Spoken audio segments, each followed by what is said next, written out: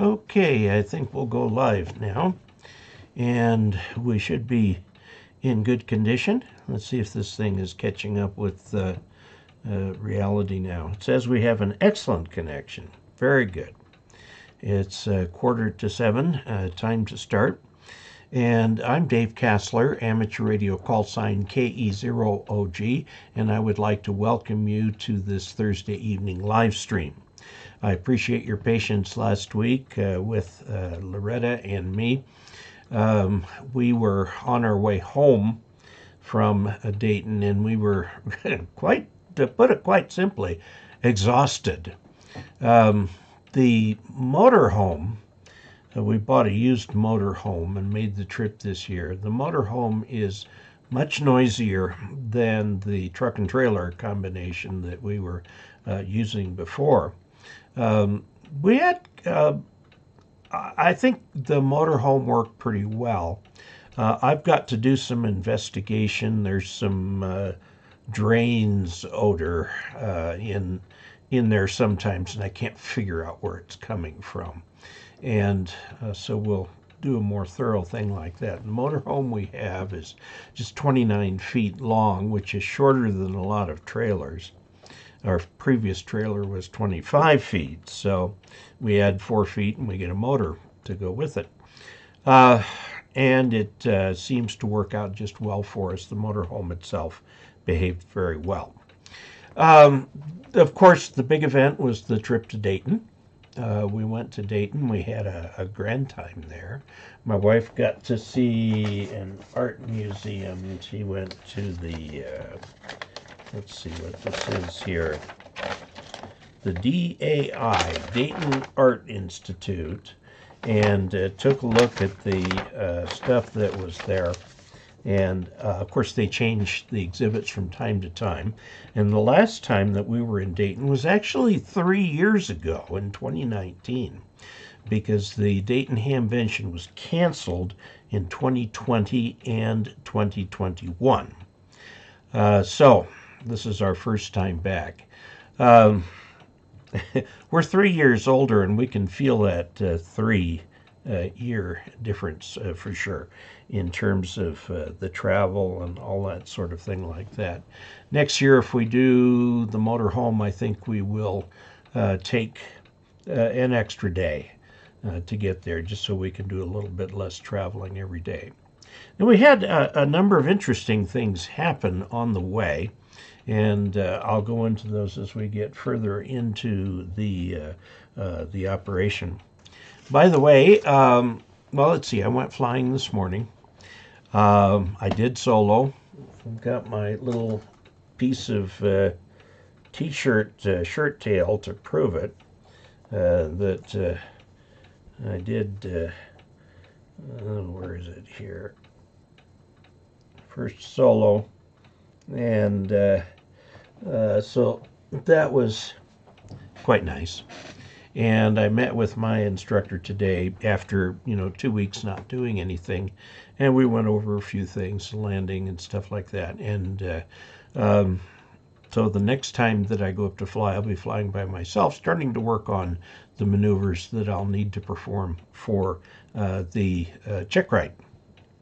The check ride is composed of 2 parts, an oral examination and a practical. The practical being the test ride.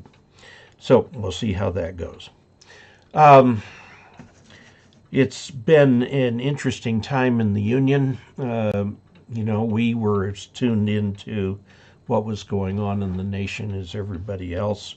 All I can say to you, if I encourage anything, is be careful that your source of news doesn't just reflect your biases, but that you are finding sources of news that actually have real news. Too often, news today is presented as it's opinion presented as fact. I just saying, just like we do with ham radio, we want to see how things actually work. Now, there's, like for training, there's the method used by the W5YI VEC. There's the method used by the ARRL VEC, and so on. But they're all feeding from the same truth. And let's make sure that we do that too. Because that's something, ham radio is kind of a scientific hobby. And so people who have ham radio licenses are definitely kind of science-minded and know that if you look carefully for signs of bias, you can find them. And, get your source of news from where you're comfortable, but make sure that what you're getting is news. There's a new addition to the back wall here in the shack. That clock that you're looking at back there, which says 10 to 7 or something like that, I picked up at one of everybody's favorite places, DX Engineering. Also picked up some more stickers while I was there too. My wife and I decided to drive to northern Ohio. In fact, we were only 3 miles from the Pennsylvania border. We went first to Kirtland. It's K-I-R-T, Kirtland, rather than Kirkland, Washington. It's Kirtland in Ohio, and there's a Mormon heritage site there, the Kirtland Temple. And we had a very nice time touring it and taking photos and all that sort of stuff. Also, we then went the next morning down to DX Engineering in Talmadge, Ohio, which is about an hour south from Kirtland. And I had the opportunity to meet, I'll have to get all my notes together for this because I'm going to do a video on it. Spend some time there at DX Engineering and did an interview on my iPhone with the salesperson who was there. And while we were there, I bought that clock. That clock was in the ham radio section. It's made by LaCrosse, who makes weather products and stuff like that. The clock is radio controlled by WWVB in Fort Collins, Colorado.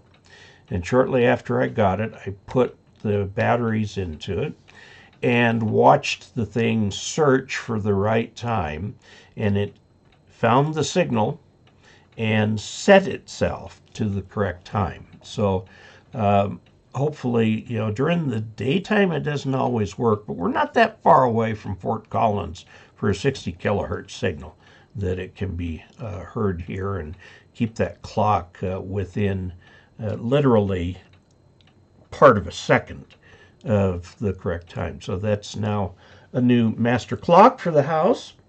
And of course I've got my little GPS clock right here, which agrees with that exactly. So that's very nice.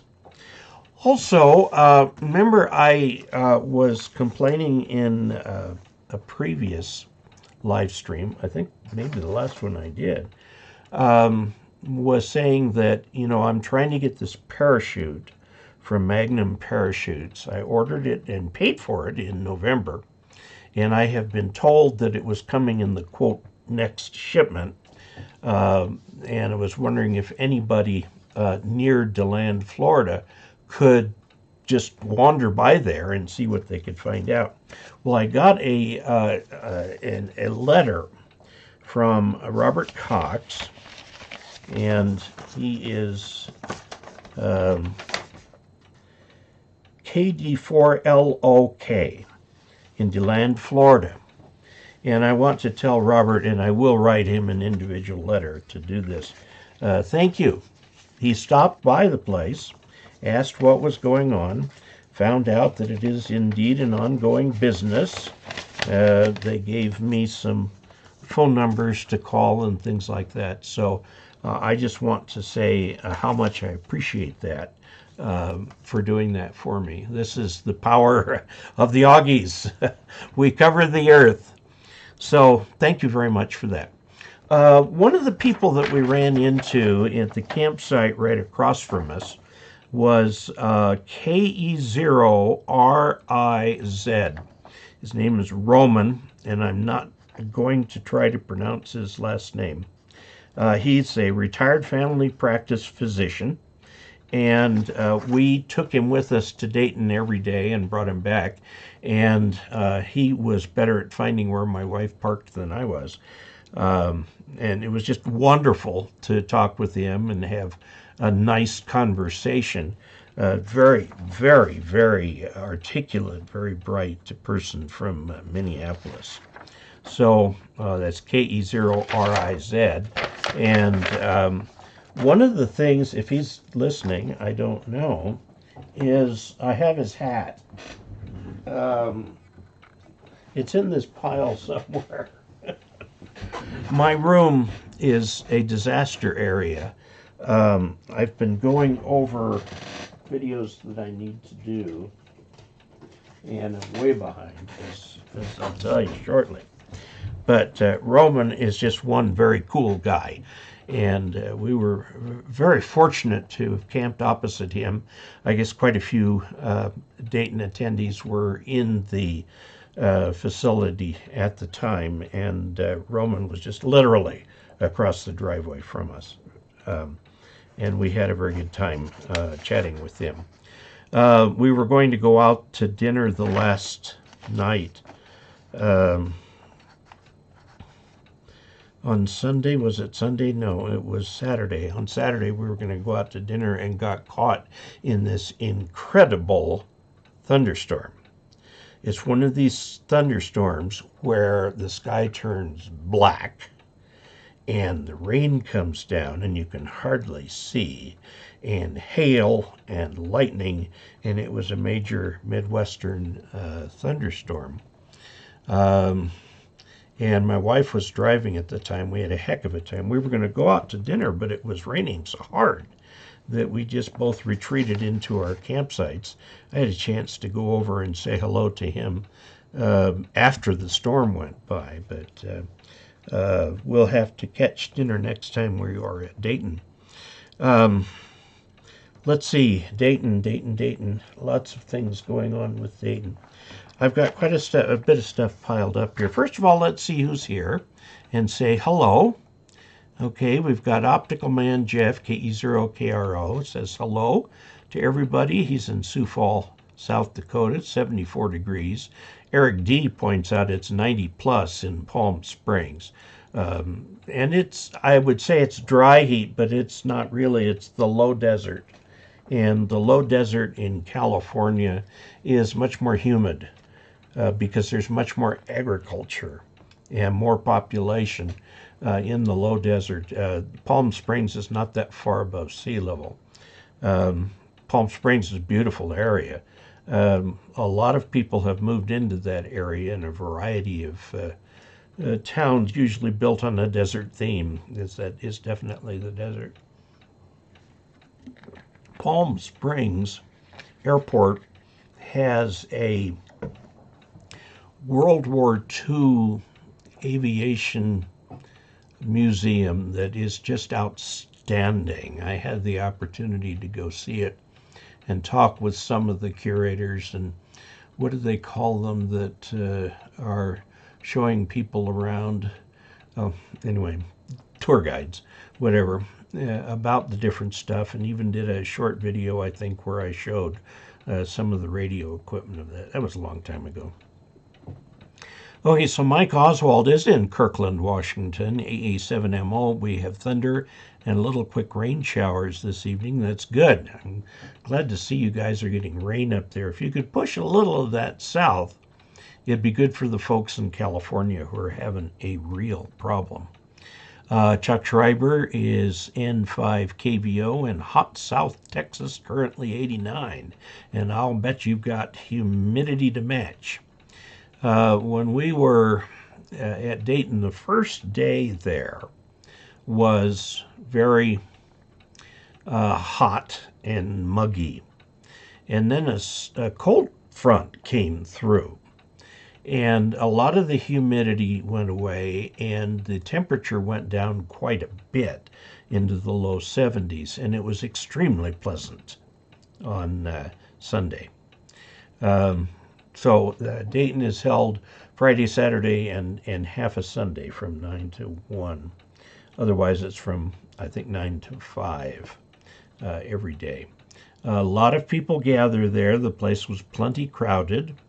If anybody had COVID, this would be a super spreader event. Loretta and I got our shots and boosted and boosted again, so that was about the best we could do. We're both fine. Well, Loretta's a little under the weather, but we think that's just a cold. So she sees the doctor tomorrow. Let's see, Chuck Schreiber, N5 KVO, Hot South, Texas. William Myers, KA8GIM. Hi, Dave and all the Augies.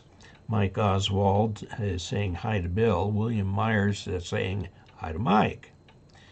Okay, let's see. Whoops, got ahead of me here. Got ahead of me by quite a bit. Okay, Key West, it's 80 degrees. Minnesota.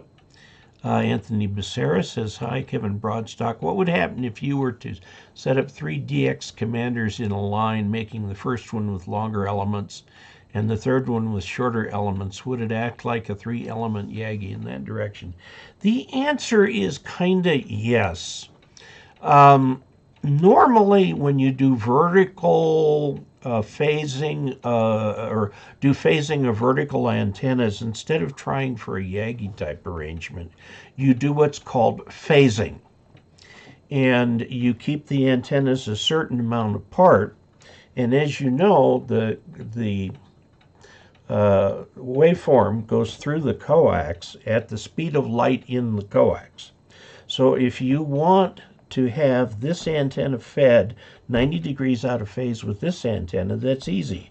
Connect them with a electrical quarter wavelength of coax, and they'll be fed 90 degrees out of phase.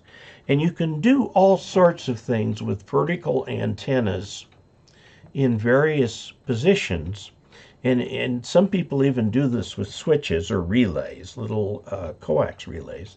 And you can switch the beam direction passively just by switching in and out certain time delays in the coax.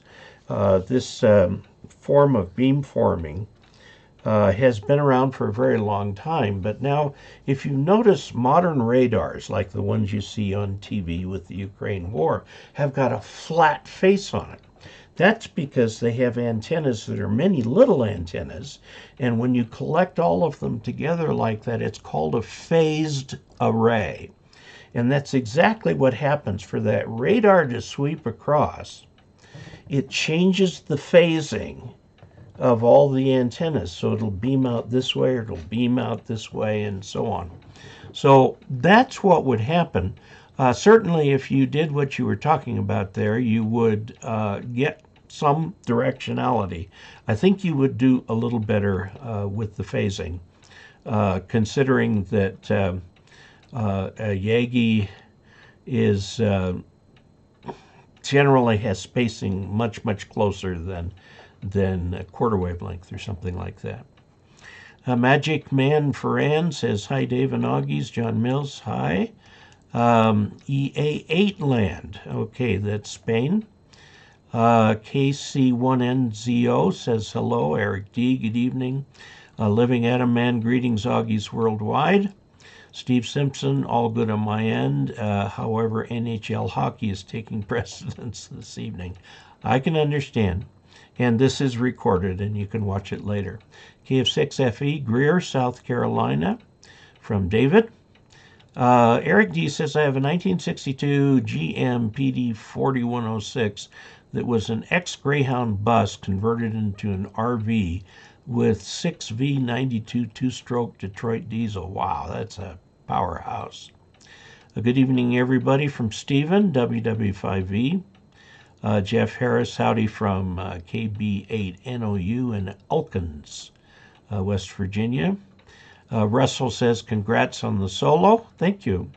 That t-shirt piece is a beautiful thing. Enjoy the flying. The Augies are very happy for you, says Mike Oswald. Thank you very much. Yes, it will be framed. And my wife's an artist, so we'll get it framed, and it'll be one of my prized possessions. Kevin from Gilbert, Arizona is there. Gilbert is in the Phoenix area, kind of on the southwest side. King says, congratulations on the solo. Got his ticket 95. Blue Skies from KE0OG. News in an echo chamber. Yeah, that is an issue. Seek other news sources to check things out. Don't believe everything you hear. I know, when I went through schooling, as did most of you, because most of you are my age or not all that much younger. If I look at the demographics of this channel, most of you have been well taught in school to think for yourself. I'm not sure that's taught today, but certainly we've been taught that. And think for yourself. Check around. Remember, not just for something that you like, but for something that truly has the ring of truth. Like the clock, looks like something you'd see in a school or office. Yeah, it's a nice clock. Living Edamman says, awesome achievement. N6VIN, looking forward to seeing you at EAA next year. Yeah, maybe next year. Not this year, certainly. Actually watching both. I like the clock. Yeah, okay. Whoops. It went way forward there. Okay. Let's see, Dave, I plan on doing something different this year for field day and run only RIDI. How well would that work? That actually could work quite well. Try, if there are any between now and then. Let's see, it is June, so field day is this month. Get some experience on RIDI and get your little macro set up, and you can be doing some pretty good. And it's mainstream news, agenda-driven propaganda. Well, that's the problem. The mainstream news, like the television networks and Time Magazine and New York Times, and Chicago has their papers, and LA has an excellent newspaper, San Francisco an excellent newspaper, Seattle likewise, Houston, all of those places have excellent newspapers, excellent local television stations, and so on. And you will find that if you spread out around a little bit and be willing to listen to something you may not like, and listen to several things, and you'll see that there are tremendous differences, and what is presented as fact is really opinion. And it's a dangerous thing to live in an echo chamber. So let's see. Do many field day stations run digital? Yes. Now, a lot run CW, and a lot run, most run voice, but there are some on digital. They are there, and you'll find lots. Chuck Packard says hello to everybody. Ralph says his club always runs a digital station for field day. Parachute, you plan on jumping out of your plane, Dave? No, this parachute, I've got a little thing here on it. This is what it looks like. This is a parachute for the airplane. The parachute in my aircraft, loaded, weighs about 1,300 pounds. And the parachute is for the airplane. The idea being, now it won't help you if you're in trouble on landing or takeoff, because you're too close to the ground. But if you are aloft and something goes wrong, mid-air collision, structural issues, engine just starts doing weird things and so on, you pull this crank overhead and it releases a parachute. It's a ballistic parachute. It shoots a rocket up that pulls the parachute out very rapidly. These things do work. There was an aircraft accident a few months ago over in the Denver area at a airport south of DIA, where two planes collided. They were on parallel runways going in, and one overshot the other. And the one plane that had just one person in it, but that seated 30 people, was badly damaged, but was able to land. The other plane was really badly damaged, was not able to land, and it was a Cirrus, and they pulled the parachute on the thing, and both inhabitants walked away. The airplane was destroyed, but they both walked away. So that's what that is about. Okay. Let's see. Good evening from Far West. How are you? I've got to tell you about a little visit I had there. Let's see. Because of the Queen's Jubilee, Brits are allowed to apply for and use Q in the call sign this month. So he is 2Q0IPK. Very cool. I think Roman's name is pronounced Zovnirovich. Okay. He didn't tell me how it was pronounced. I just called him Roman. Hey Dave, did you see the 74 Gear Channel's latest video about a young student pilot's first solo? Oh yes, I did see that. Yes, she landed fine. She was on her like 4th or 5th solo there. Gil Huggins checks in from Seneca, South Carolina. Ranger Smith is here from WW4LLL. And the high desert is not humid. I used to live out in California. We had a cabin out in the high desert. It was a nice place out there. Docents, thank you. That is the word for it. The people who show you around are the docents. They are volunteers for the museum, and they will take you around and show you things. Now, so on the Dayton trip, besides Dayton, on the way there, I discovered that the I-70 that we were taking went through Hays, Kansas. And in Hays, Kansas is Rand's Designs. Now, Rand's are the people who made the kit that my aircraft was made from. So we got off the freeway, went into Rand's, and I said, hi, I just wanted to, we were driving by, I just wanted to make sure that you knew I owned N8053 Romeo, and so on, and they got my name and all the records straight and everything. And then I said, can I take a peek in the hangar? Well, they brought somebody out who's their test pilot, who took me on a cook's tour of the inside of Rand's Designs.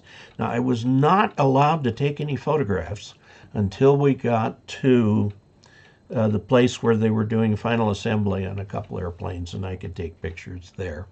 It was fascinating. I thought Rand's Designs was 4 people in a hangar. No.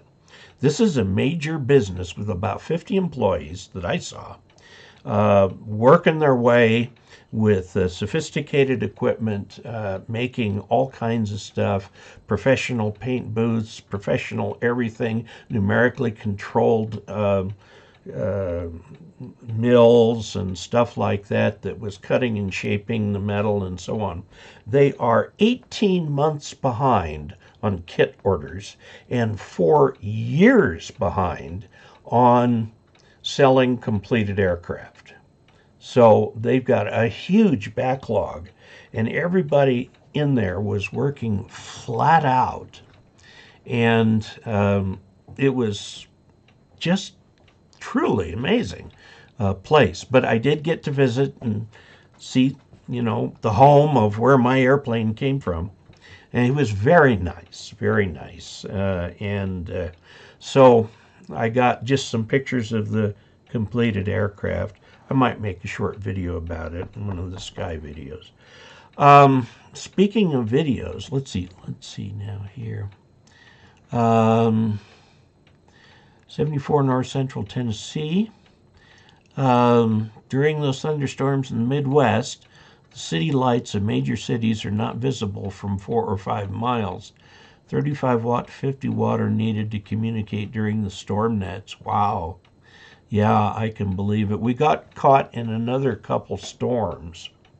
On our way home, we got caught in one that was just, I was driving, and it was just really, really raining. I haven't seen rain like that since I was in the Philippines as a missionary. And of course, they had that kind of rain in the tropics all the time. Reed AB8AS says, "Evening, Dave. So glad I had the brief chance to say hello to Invention." I probably shook the hands of well over 100 Augies. And those are the ones who took the time to stop me, shake my hand, and say hi. And one thing that made me feel good about this was, instead of starting out with, "Gee, Dave, it's exciting to see you," or something like that, almost everybody started out by saying, "I want to say thank you." And I can't tell you enough how much that means to me, that what I'm doing is worthwhile and is making a difference. And thank you for saying thank you. To all of you that I met at Dayton, had a wonderful time there. 73's New Orleans, Louisiana. Good afternoon from ZL4SY. That's New Zealand, I think. Greetings from Minneapolis, Tom, AB0J. I've heard of those. Let's see. You can learn a lot about a news outlet by examining what it declines to cover. Yes, this is true. There's always more news to cover than there is time in a newscast, so they have to prioritize. I saw a ballistic parachute used on an ultralight when a wing folded. Simply amazing. The pilot walked away. Yes, they do work. Greetings from Clifton, Ohio. It was nice meeting you in person at Hamvention. This is K8STU. Yes, and very nice to meet you too, really. One of the things I can do is, as I talk with people, kind of learn a little bit about the Augies and what Augies want and need and are interested in and so on, and I'll see if I can't provide that. How many solo flights do I do as a student pilot before you're not considered a student anymore? When do they set you free? There's a book, and it contains all the criteria for the check flight. You must do all of these maneuvers, and it gives standards for how accurate the maneuvers need to be done. And so the solo, that does not mean I don't have an instructor anymore. I do have an instructor. And so I'll go solo and practice some of the things he tells me about. Then we'll get back together and we'll go over those, and then I'll move on to other things that I practice, do the check, and so on until I'm ready for the check ride. Right now I'm trying to fly as much as I can. Alvin Norris says, "Hi, glad I got to say hi to you at Xenia. I soloed just before a board meeting, had to explain why part of my dress shirt was missing in 1979. That's fun." Thank you, Alvin, for sharing that. Rob Slovic says, "Greetings from Greeley, Colorado, AD0HI. And W1SBW, my amateur radio journey. Hello from Vermont. Mag 71, great videos. 73, VK5COL. Scott Heddle, you are the reason that I upgraded from General to Extra." Very good. Next thing you need to do is get your VE certification with your favorite volunteer examiner coordinator, and so you can bring other people into ham radio. So that was Scott, N1STH. Eric, my father worked at Lockheed in Ontario. From 54 to 78, we had 2 garages and a basement full of aircraft nuts, bolts, brackets, instruments, wire, coax, vacuum tubes, dials, knobs, aluminum panels. Yes. John Ford, does a radio affect the SWR of an antenna? No, it does not. Assuming that the output of the radio is 50 ohms. And then the SWR is measured assuming that the radio has an output of 50 ohm impedance. Now, on the old vacuum tube radios, it was different. The so-called Pi network that was the output tuning for the radio was in fact an antenna tuner. So they would match the impedance to whatever antenna you had. Let's see. Example, could a 2-meter antenna with a 1 or 1.1 to 1 SWR and an 817 have a 1 to 2 SWR and an FT857? No, it should not. It should not. If it's doing that, something's weird. Okay. Dave, what was the most innovative item I saw at Dayton? Golly. There were lots of things there. I didn't see anything new manufactured by the big manufacturers.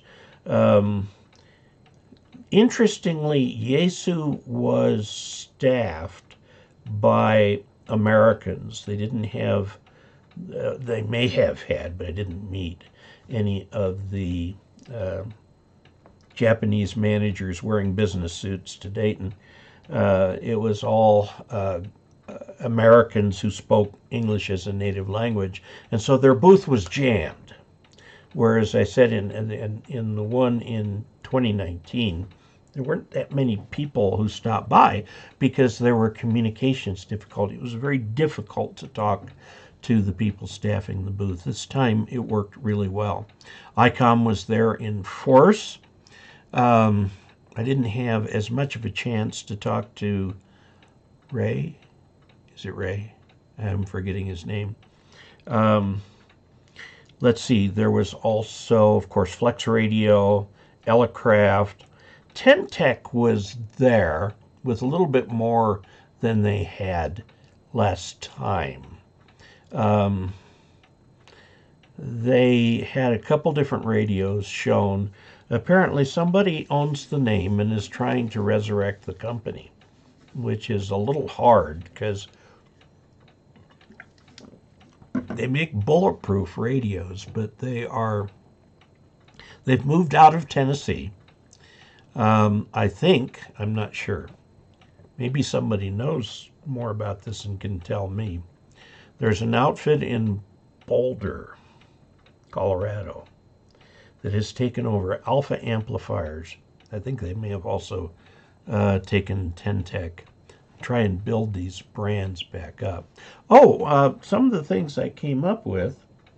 I stopped by Bridgecom Systems, and they gave me one of their hotspots to test and try.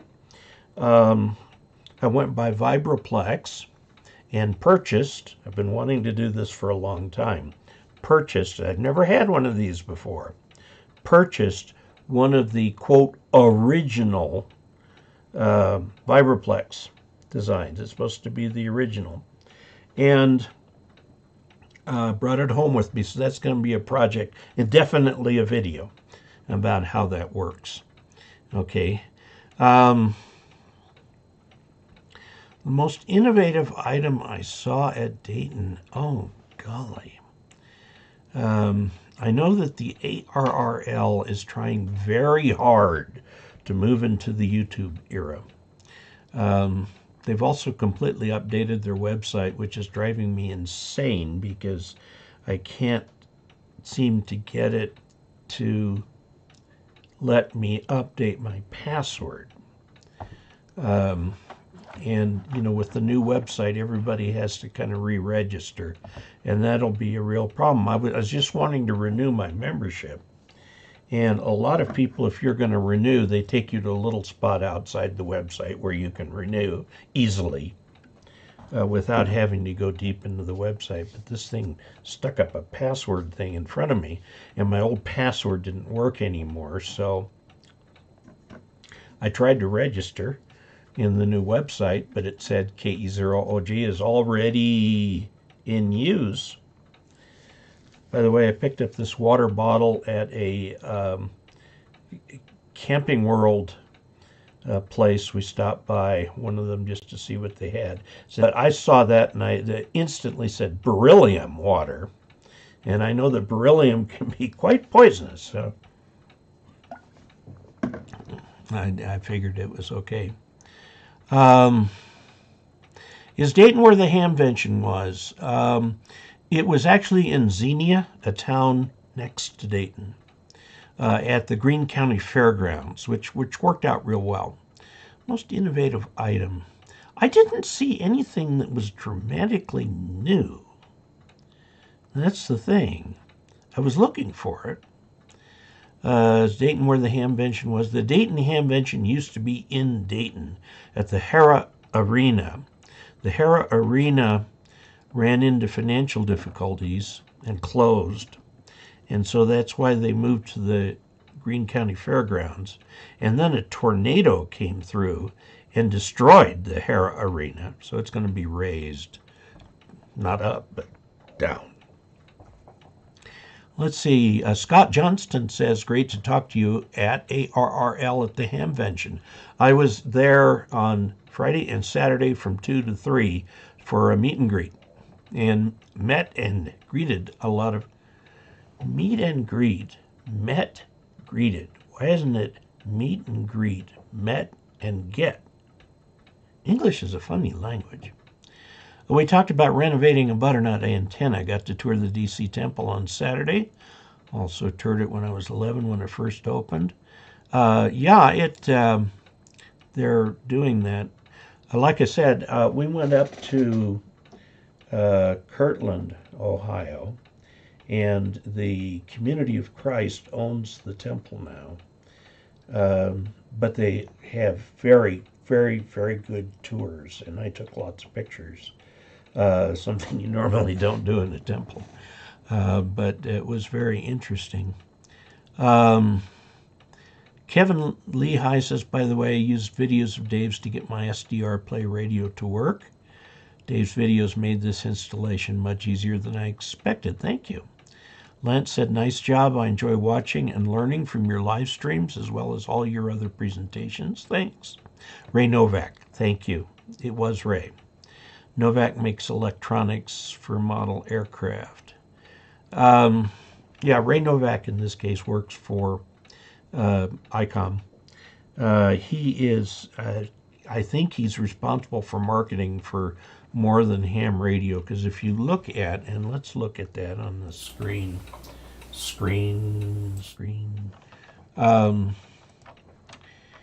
Here we can look at ICOM America, and you see that they do air, land, and sea. There's amateur, there's avionics, there's land mobile, there's marine, and some networking devices that they do too. Now in the avionics, they do radios and stuff like that. I also have their walkie-talkie that's a airband walkie-talkie, and my aircraft's radio is made by ICOM. It was nice. We had a little problem after the annual. They didn't quite tighten up the antenna enough and it fell off. And so they were kind enough to give me another one that they had in the back room. And I went and installed it, got it mostly installed, but there's this little problem. Someone has to be under the aircraft holding it up while someone else is screwing it down. My flight instructor came just in time to get under the aircraft and hold it up, and we got that thing installed in there, and boy, it sure worked a lot better than it did before. Also used one of Dave's video to get my Zoom spot up and running. Is that this one? This is one I've done several here. Okay, now I can use my handheld talkie when I travel to Montrose and Grand Junction to visit my son. Roy Donan, hello Dave, it's Roy from Durango, KE0OG. What HF antenna would you recommend for use here in Durango? Some sort of vertical, very little space surrounded by mountains. Yeah, on HF you'll probably get out fine anyway. Okay. You could look, if you want the least expensive of the commercial vertical antennas, try the DX Commander. It's a little, I won't say flimsy, I'll say flexible, okay? But it does work. You'll need to guy it. Follow their instructions carefully for doing it. The thing that's unique about the DX Commander is it's a fan dipole turned on its side and then the bottom half chopped up, so it's a true vertical. It's unique in the way it's designed to be multi-band. It's unique. And that's its genius, is in that. Now, the instructions are not always easy to follow. I'm going to be doing one more video on the DX Commander and show how we audit the design and make sure that we got everything just right on it. And we'll go through a full tune getting that thing up there. The last time I did a tune, I said, well, it's close enough to the band that your radio's tuner will bring it right in. We're going to try and get the thing right in the band so that you don't need a tuner at all, and we will be doing that. Now, there are a number of things I wanted to do tonight. First of all, I got a very interesting gift in the mail from George Oswald. It came from mypilotstore.com. And it says, congratulations, Dave, sent with the best of intentions to make you smile and your wife too, from Mike Oswald, AA7MO. And it's this t-shirt that I got that he sent me here.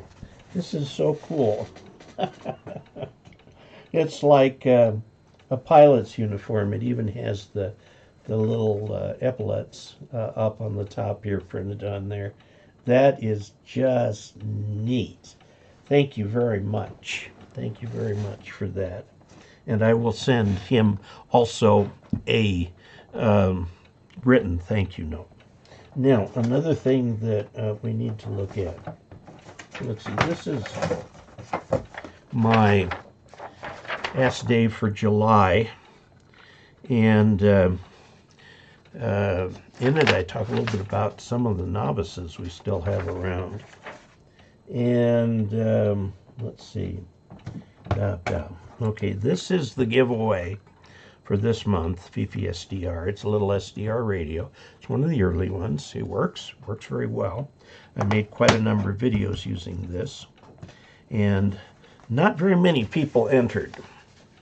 Now, again, the way that you enter into this is by sending a letter with a single piece of paper in it, or a postcard, or a QSL card to me.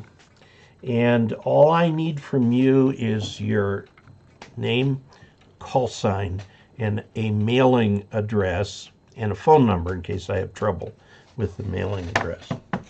And then I mix these up, which I have done. See, we don't have so many this time. I'll show you in a minute what we're offering for the June giveaway.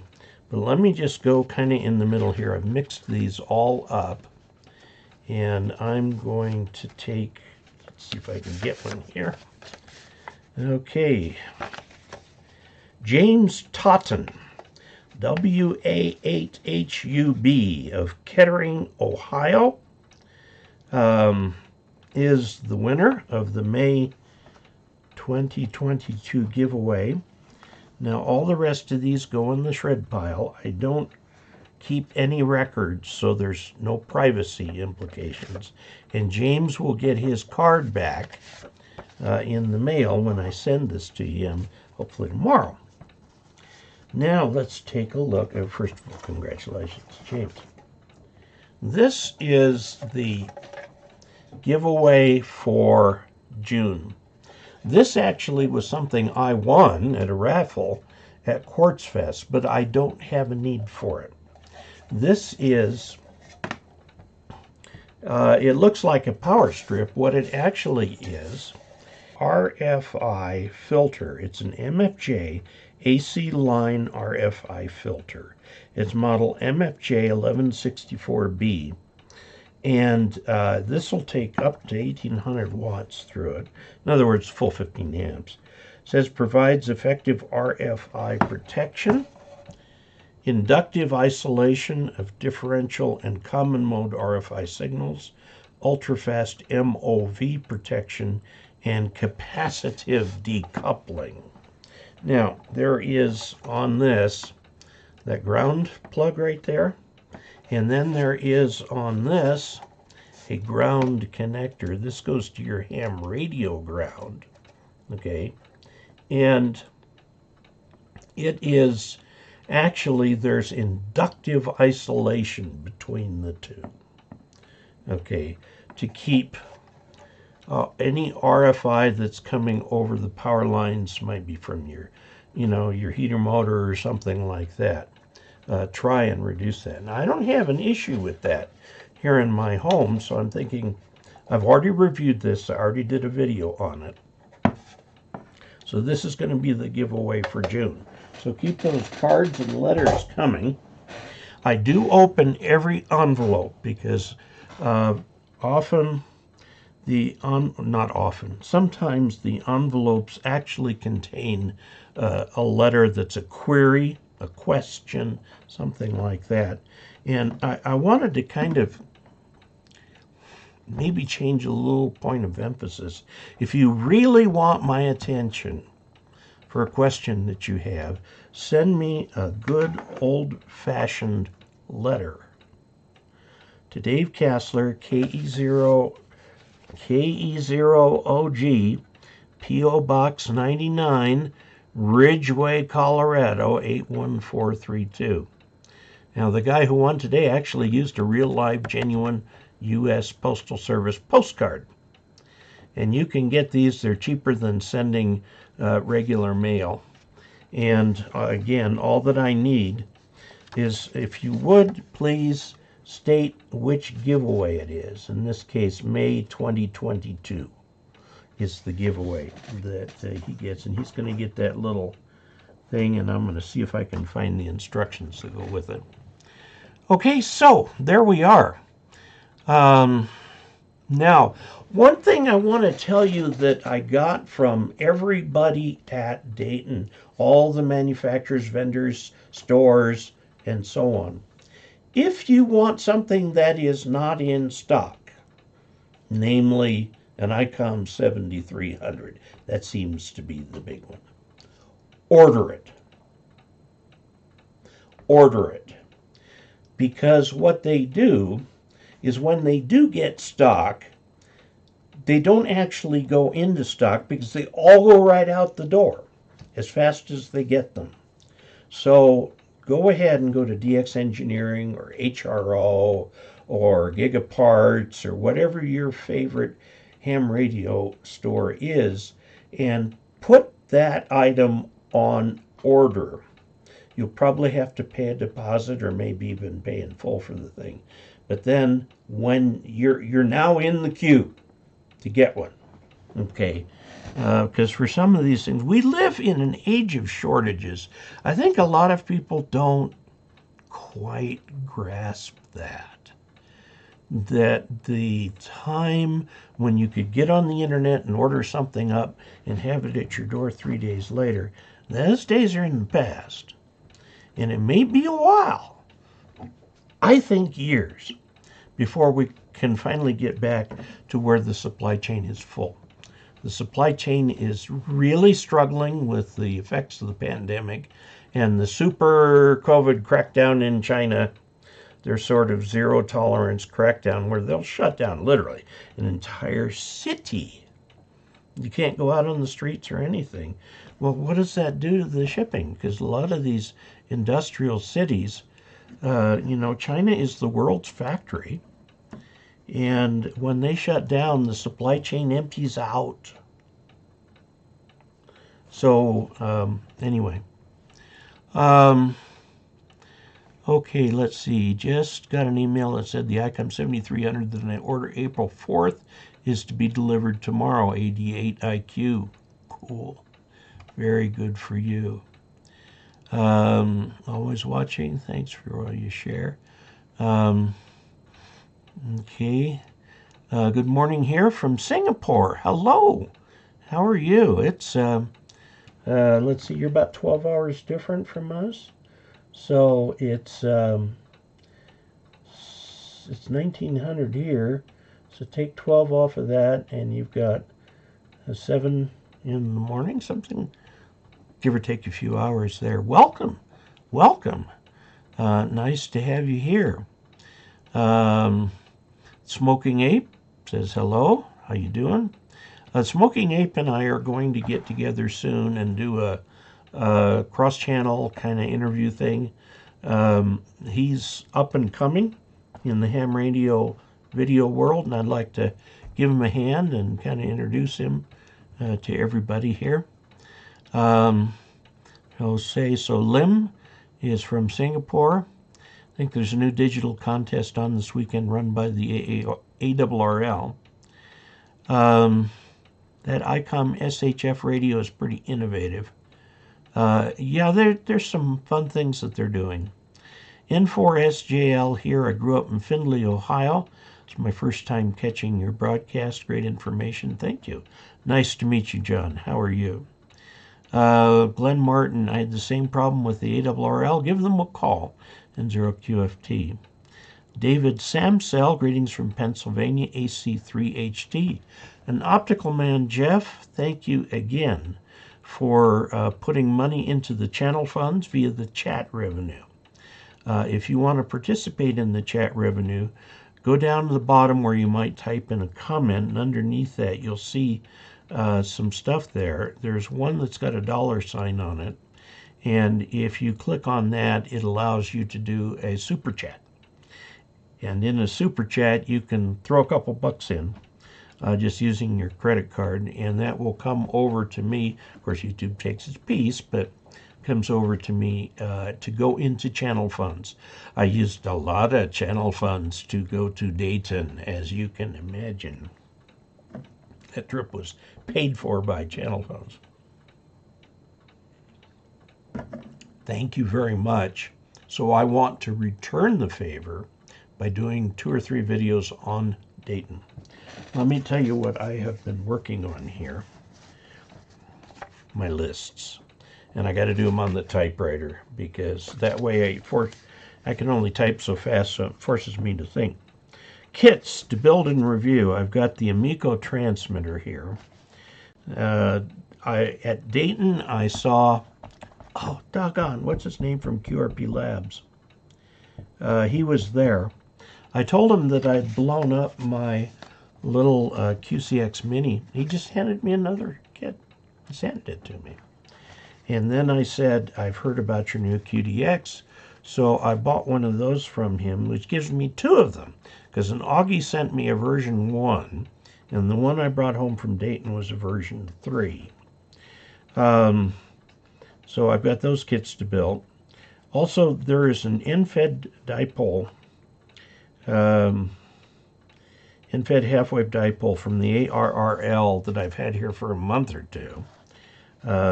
And that needs to be built. I picked up at Pacificon a small kit called an LED Blinky, and all it does is blink. And the nice thing about that is I think I can do a video about the subject of kit building without getting locked up in all the details of what it is I'm building, because it's an extremely simple kit. We can talk about tools.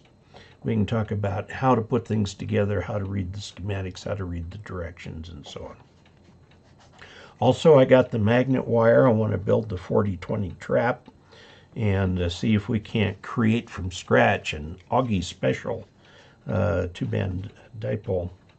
And there's a kit I have from NASA called the VLF-3. Very low frequencies. You can listen to the earth moan and groan. Now, some videos that I need to make, the Dayton videos, of course, the RANs, when I stopped by there and took some pictures at RANs, people who made my airplane, and the lacrosse clock that you see back right there, Okay, I did the unboxing of that, took everything apart, did a lot of pictures and so on. It works very well. And also the DX engineering visit. When I was at Dayton, I cornered Tim Duffy, who is the head of DX engineering, and he gave me an interview, an excellent interview. And I discovered that I had muffed it. I had pushed the wrong button on my iPhone. I don't do enough iPhone videos. So when we stopped by DX Engineering after visiting the Kirtland Temple, I had a nice interview with the guy who was there, covering much of the same ground. Well, Tim and his folks are having pity on me, and I've got an appointment to talk with Tim again this week, next week on Skype. We'll talk on Skype. And so we'll talk a little bit more, get in a little more in depth into DX Engineering. They have become the #1 supplier in ham radio. And it's nice to know a little bit about the people that we're dealing with.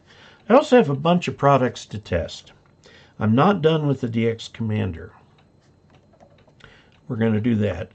The MFJ 4403 is a interesting device with 4 farads of capacitance that may allow you to use a generator in a portable environment in the eco mode, instead of having to run it at a constant frequency.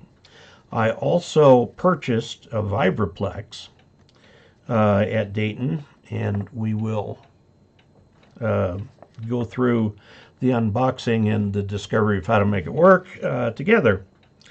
Blue Eddy sent me another power station, a little different from the last one, and so we'll review that. Bridgecom Systems gave me a Skybridge Plus, which is a hotspot, to review. And Kaiweeds sent me some very interesting looking little test instruments. And we will be testing those out too. So that gives you an idea of what is coming up. So we've taken care of the drawing. We have looked at all the stuff I've got on the table. Used to get DX Engineering stickers with everything. I picked up this from ARRL.org. That's going on the back of the motorhome to cover up a hole I punched in it when I backed into a branch. And I think we've about done it. So if y'all don't mind, I'm going to wrap up a little bit early tonight and get some sleep. We're still trying so hard to get some sleep. Let's see what else we have. ZL4SY is on the South Island of New Zealand. That's where, the Lion, the Witch, and the Wardrobe, the Narnia Chronicles was filmed. Of course, The Hobbit and The Lord of the Rings, and it's just one of the world's beauty spots. It's gorgeous there. Levant Tamay, that would be the Filipino pronunciation, Tamay. I learned a lot from you. Thank you very much. From Tango Alpha 1, Tango Mike Yankee. Tango Alpha, it's in Central America? I'm not sure. Let's look it up. Tango Alpha 1, Mike Yankee. We'll go to the screen and we'll go to QRZ and look this up so we can get it right. And this is in Turkey. Oh boy, I was way off with that, wasn't I? Levant Leo Tamay, I would think. There's a picture of him right there. Very good. And a picture of his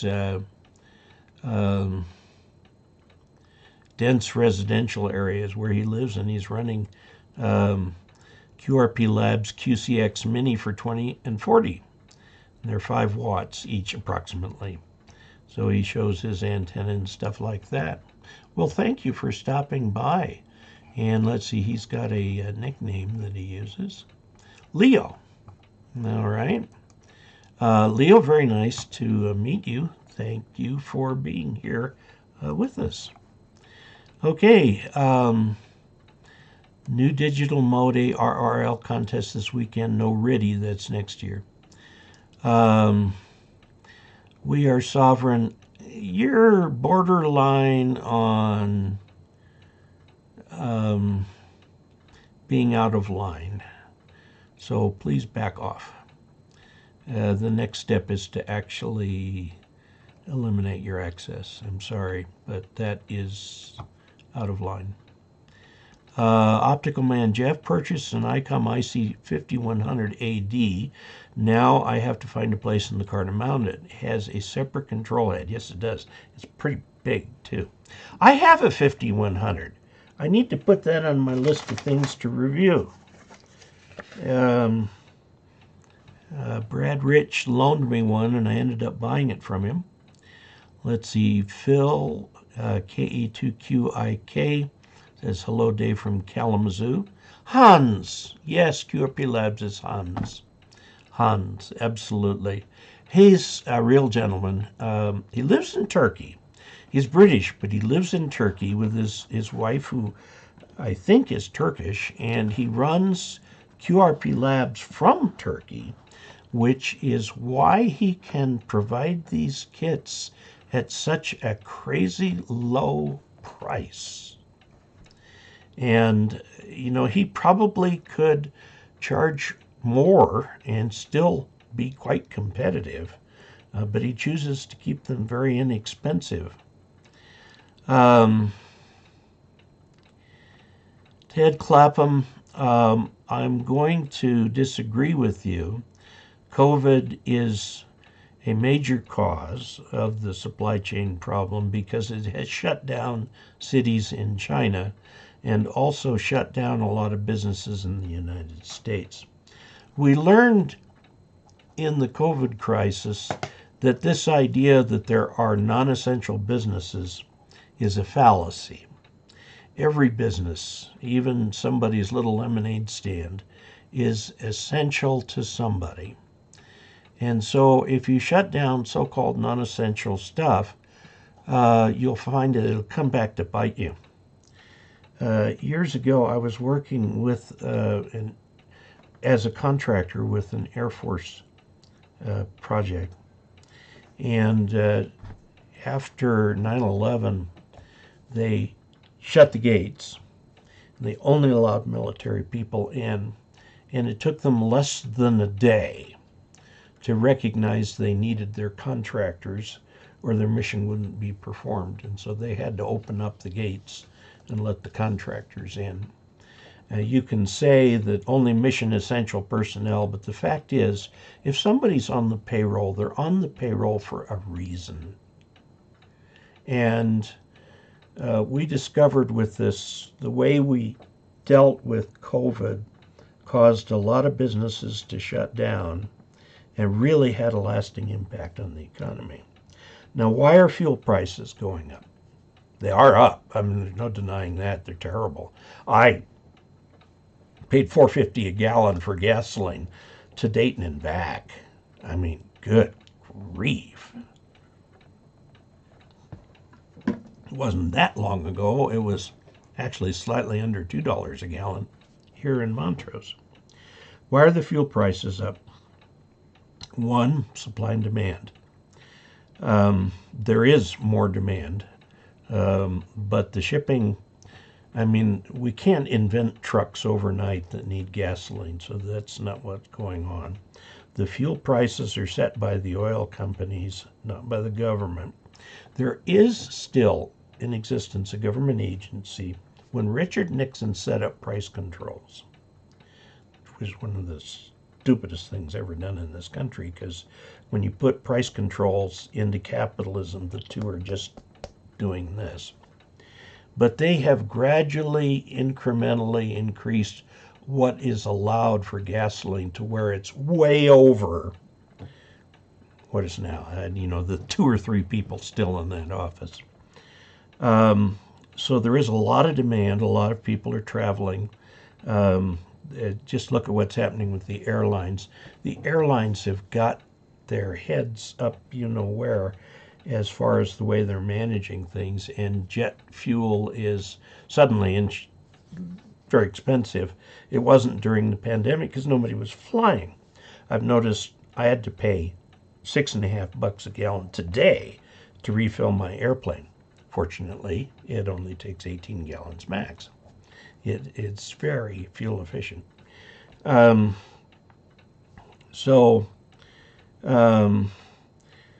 We have had a terrible problem because we have allowed ourselves to become completely dependent on foreign trade for our supplies. We don't make much here in America. We need to fix that.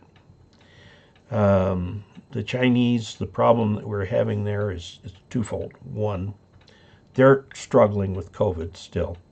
Number two, they're wanting to change their relationship with America. They want to start calling the shots a little bit more now. So you've got this friction with China, the supply chain issues, and so on. Now, the Ukraine war has had a lot to do with this.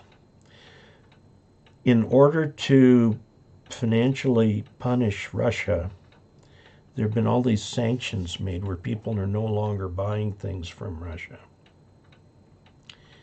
which means their oil and gas is not out in the free market at this point. And they provide a fairly large portion of the world's petroleum products. And as part of the sanctions on Russia, we have been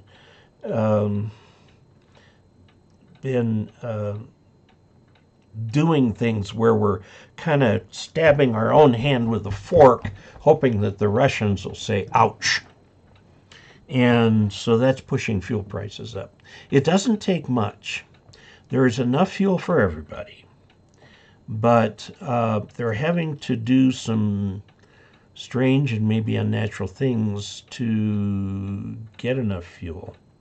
And so we're going to see gyrations in the fuel market. I think it's going to take 2 or 3 or 4 years to settle out.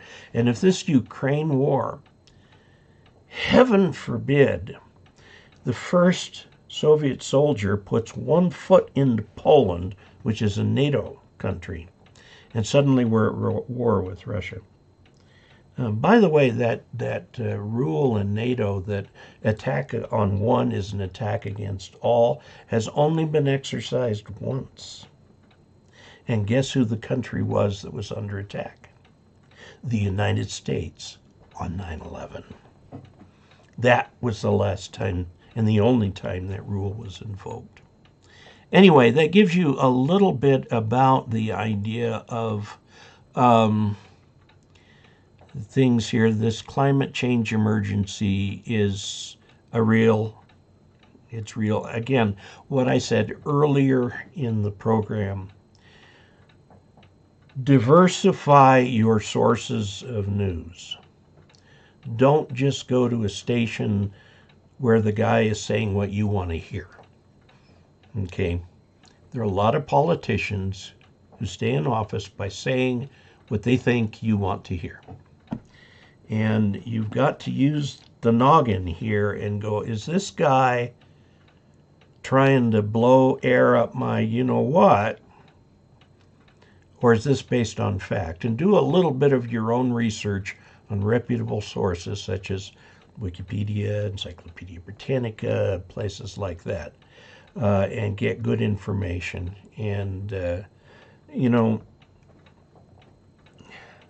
we have a problem in this country that there are a number of so-called news sources that are really just pure opinion who are actually inventing things. So, and I'm an engineer, a master's in engineering, bachelor's in math, and I can read Scientific American and all of those things.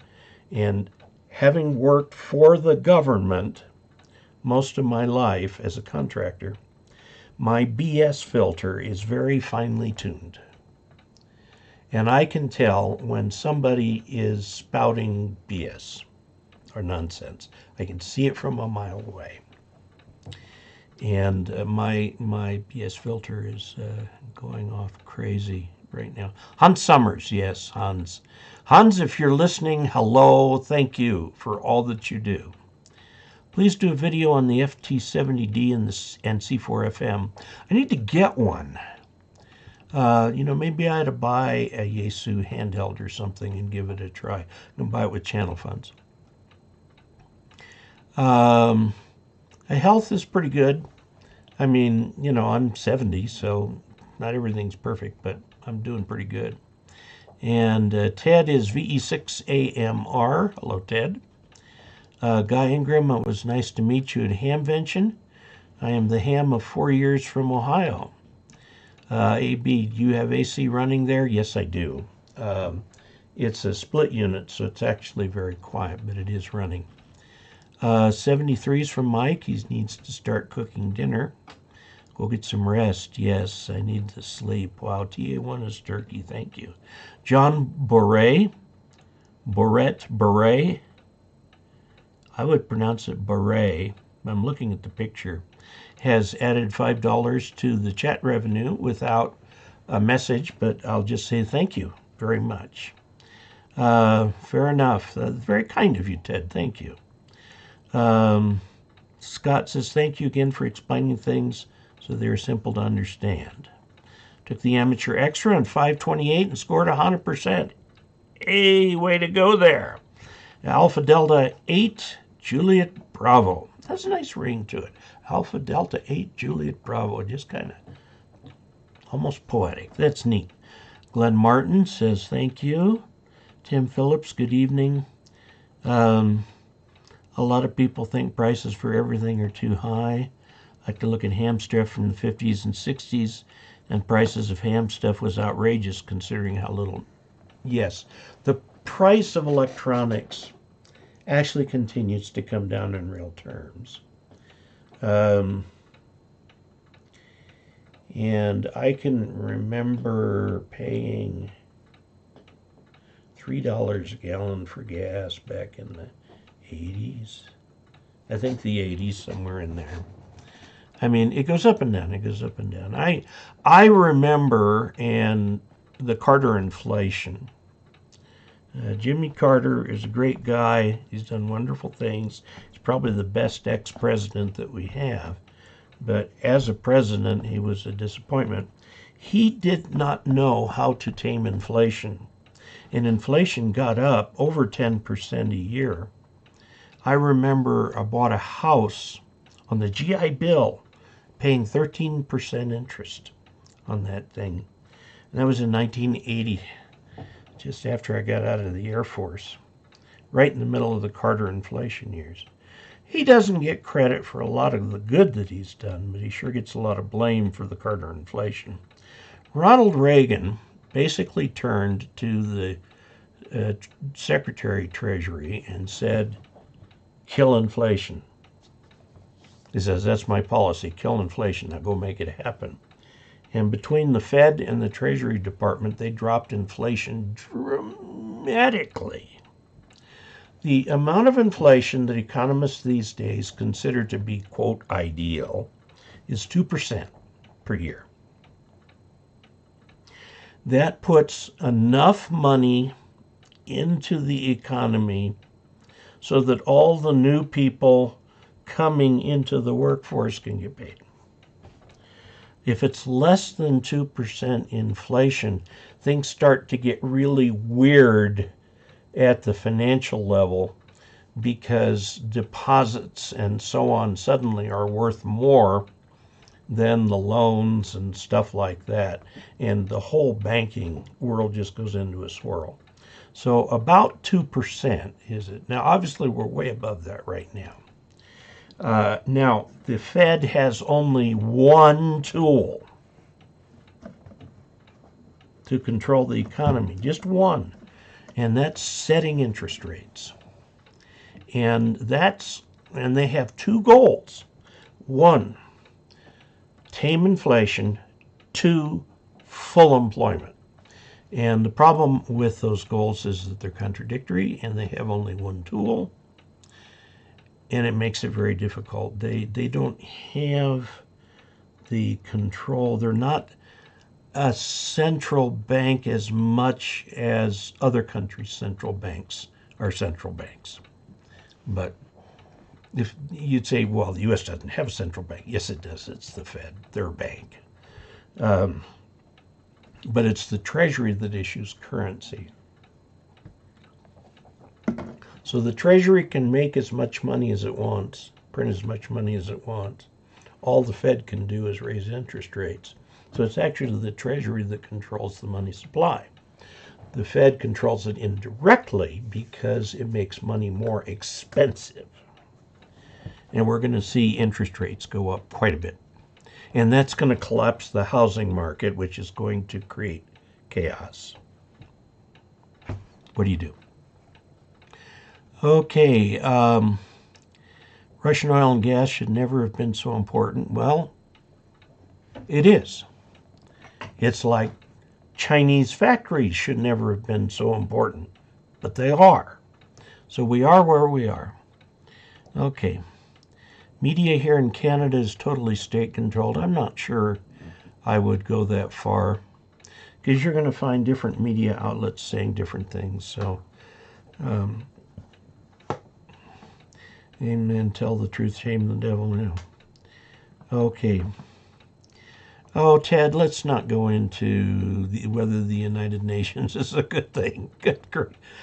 Now, there is, the ham radio station at the UN did reopen. So, there's one little ham, it's for you something. Okay, I watch ham channels to get away from politics. Yeah, I'm trying to kind of stay away. Do you think by canceling the Keystone Pipeline and proving the Russia earned enough to wage war? No, I don't. The Keystone Pipeline was very controversial, remains very controversial. Whether it will be built or not, I don't know, but you can always move the oil by rail, and they do that. Frankly, I think moving it by rail is more risk-prone than by moving it by pipeline. Now, the reason that Russia is at war is because they've got a maniac at the head, Putin, who's not being rational. Not being rational. You know, when he says things about he's looking for Nazis in Russia, that's what he really thinks. Now, during World War II, the Ukrainians kind of initially welcomed the Nazis because they pushed out the Soviets. And so when Ukraine came back under Soviet control, you can imagine what happened. You may not know this, but during the Eastern Front campaign, where Germany was trying to take Stalingrad and got to the outskirts of Moscow and so on, Hitler's headquarters was in the Ukraine. His heart was in the East. It always was. He was hoping to avoid war with Britain and the United States. He kind of blew it. Okay. Let's see, Dave, world economy, study political economy, its history. Yeah, okay. Is this a political show? No, please. You want me to get political? I could get very political, but I'd be on a different channel. But I do think there is background on how the economy works, government works, and so on. You know, I've been watching that all my life. And those are facts. And, you know, the Federal Reserve really only controls the interest rates. And the Treasury can print as much money as it wants or take it out of circulation. So, you know, we used to think banks would take deposits and loan them out and then take the money from the loans and give it as interest to the depositors. Hasn't worked like that for years. if a bank wants money to loan, it just calls up the Federal Reserve and says, hey, we want to make this loan. And the bank is charged interest, and then it turns around and charges a little higher interest, and that little difference, that float in there, is where they make their money. And the deposits are almost irrelevant. So, okay. Any recommendation for mobile type antennas for a home station? Well, a mobile type antenna, like for example, a hamstick, can be used as a home station. MFJ's got a couple setups for using that in a home station as a so-called balcony antenna. That's one hamstick. It has a dipole arrangement where you can put two hamsticks on each other and get an electrical dipole out of it. They've also got the octopus where you can do it for 4 different bands at once. It's fundamentally a fan dipole that looks kind of weird. Has 8 legs. So, darn, did I not get alerted to the stream? Really? Well, since I didn't do the stream last week, I didn't set up this week's stream until about an hour before tonight's event. So, sorry. My bell was not set to alert. This somehow got changed. Yeah, poor Obama. He's getting kind of far in the past now, isn't he?